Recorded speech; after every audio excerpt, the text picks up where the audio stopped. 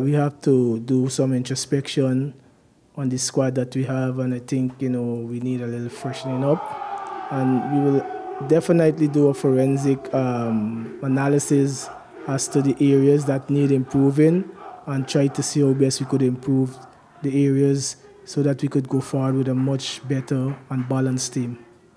The Golden Jaguars were hoping to qualify for the group stage of the Gold Cup for a second time to match the efforts of 2019.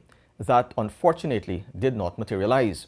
Prior to the start of the prelims, an extended squad was encamped in Jamaica before heading to Florida, where the final 23-man squad intensified their preparation. Crucially, the head coach Jamal Shabazz was not physically present with the squad, owing to him not being the holder of a U.S. visa. While he did outline a detailed plan of training, the sessions were conducted by Dover. For the long-serving coach, the campaign ending is a major disappointment, and rightly so, given Guyanese at home and in the diaspora were optimistic that the Jaguars would make the main draw. And if the utterances of Dover come to fruition, then one can expect changes in terms of personnel on the pitch for future engagements. Well, this sojourn has ended here, so obviously we were very, very disappointed because we wanted to progress to the group stage. But the fact remains that it wasn't to be today. But we, as I said from the previous question, we'll go back and have a deep look at the squad and try to see how best we could freshen up the squad and bring in players that we think could help build a formed team heading into the Nation League come September.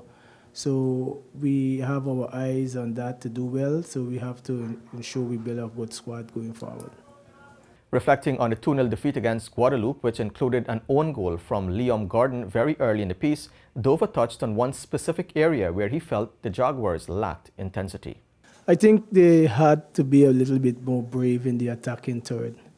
We enter that third and we enter that third with few players. We need to flood the box and get numbers there so that, whether we take a shot and a rebound comes, we finish it off or from across.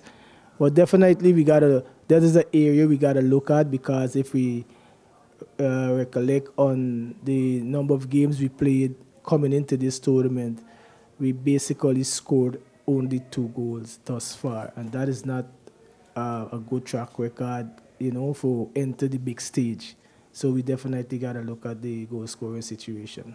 But it has not been all doom and gloom. For Dover, there are positives that can be built on for the Concacaf Nations League in September. We saw a group that just need a few areas of strengthening up, and the encouragement that some of the players who are the younger ones show that they wanted to be in the finals 11, and with some performances that we saw, which was encouraging.